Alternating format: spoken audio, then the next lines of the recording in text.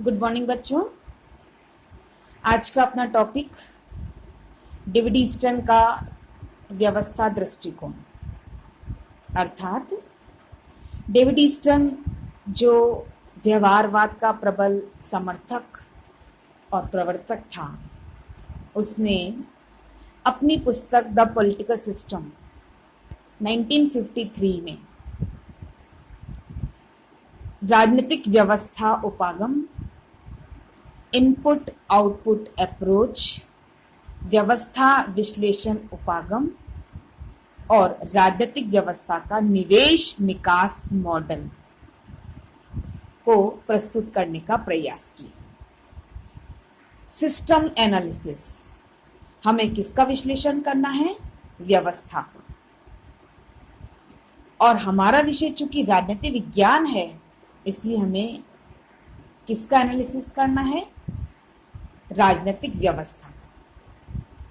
तो David Easton के इस मॉडल को हम इनपुट आउटपुट अप्रोच, व्यवस्था विश्लेषण उपागम और व्यवस्था दृष्टिकोण के नाम से जान सकते हैं।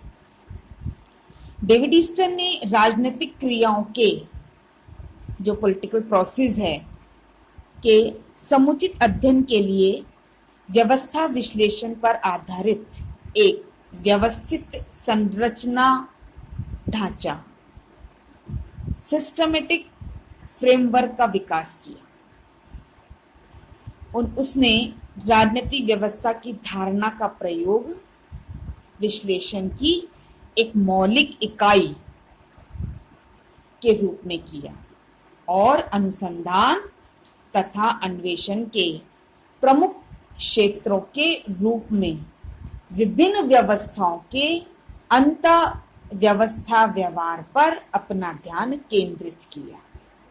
अर्थात जो रिसर्च है, जो खोज है, जो अन्वेषण के क्षेत्र हैं, उस रूप में उसने जो विभिन्न व्यवस्थाएं हैं, उन व्यवस्थाओं के अंतः व्यवस्था व्यवहार पर, यानी कौन सी व्यवस्था कौन सा काम कर रही है, इस पर अपना ध्यान केंद्रित किया।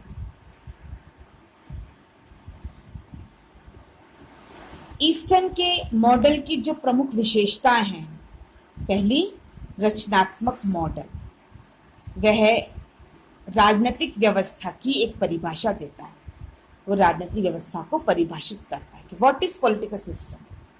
कहता है कि अंतः क्रियाओं की एक व्यवस्था के रूप में उसने राजनीतिक व्यवस्था को परिभाषित किया है। अंतः क्रिया अनुसंधान के लिए रुचिकर लगती है, यानी जो भी अंतः क्रियाएं रिसर्च के लिए रुचिकर लगती हैं, उनको डेविड ईस्टन एक व्यवस्था के रूप में देखकर अपने अध्ययन का केंद्र बनाता है।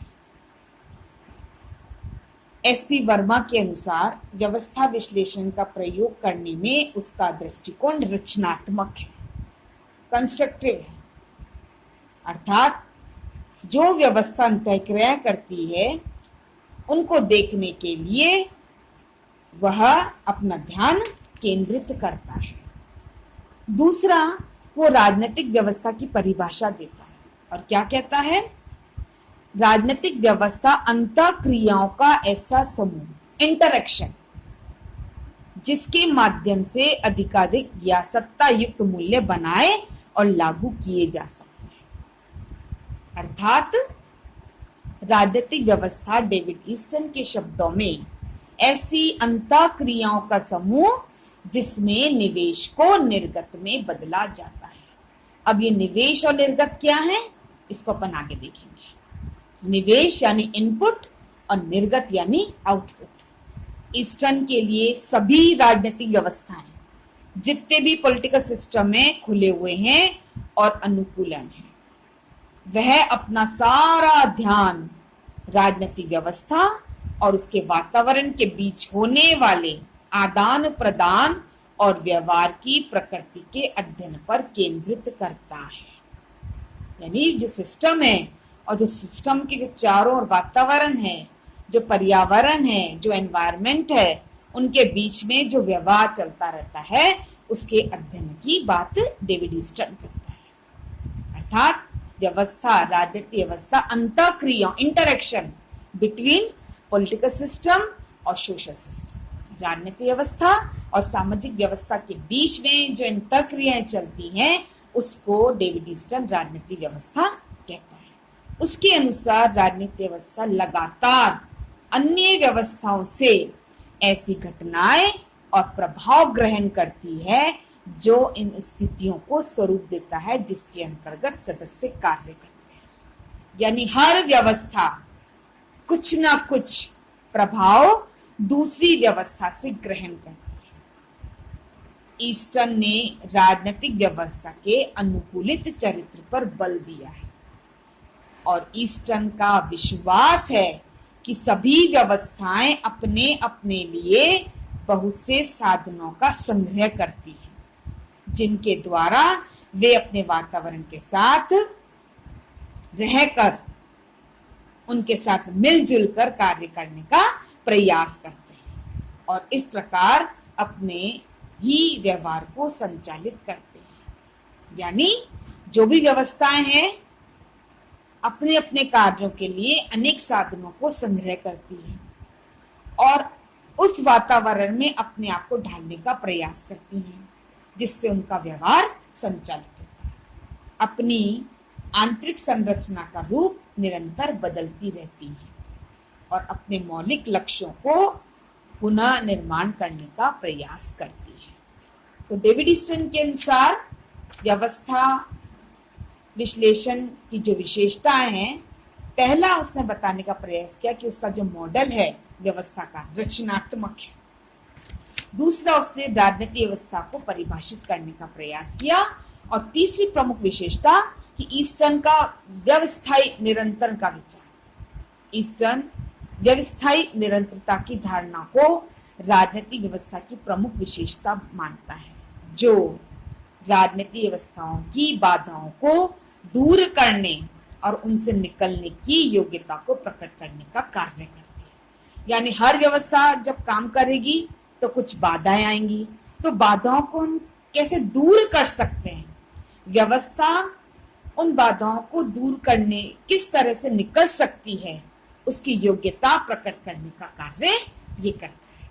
ईस्टन के अनुसार एक राजनीतिक व्यवस्था रुकावटों और आंदोलनों के उलझनों, रुकावटों के पश्चात अपनी वास्तविक स्थिति में वापस भी आ सकती है और नहीं भी। यानी हर राजनीतिक व्यवस्था के पास कई प्रकार की रुकावटें, कई प्रकार के आंदोलन, कई प्रकार की उलझनें होती हैं। तो इन उलझनों का, इन रुकावटों का मुकाबला करते हुए हर व्यवस्था अपनी वास्तविक स्थिति में आ भी सकती है और नहीं भी आ सकती है, परंतु वह व्यवस्था तब तक चलती रहती है जब तक कि वह अपने वातावरण में अधिकाधिक मूल्यों को बनाने और लागू करने की स्थिति में रहती है। रुकावटें दूर करेगी, उलझनें दूर करेगी और तब तक चलती रहेगी जब तक कि वो जो मूल्य हैं, जो नीतियां हैं, उनको बनाने और उनको लागू करने की स्थिति में रहती है।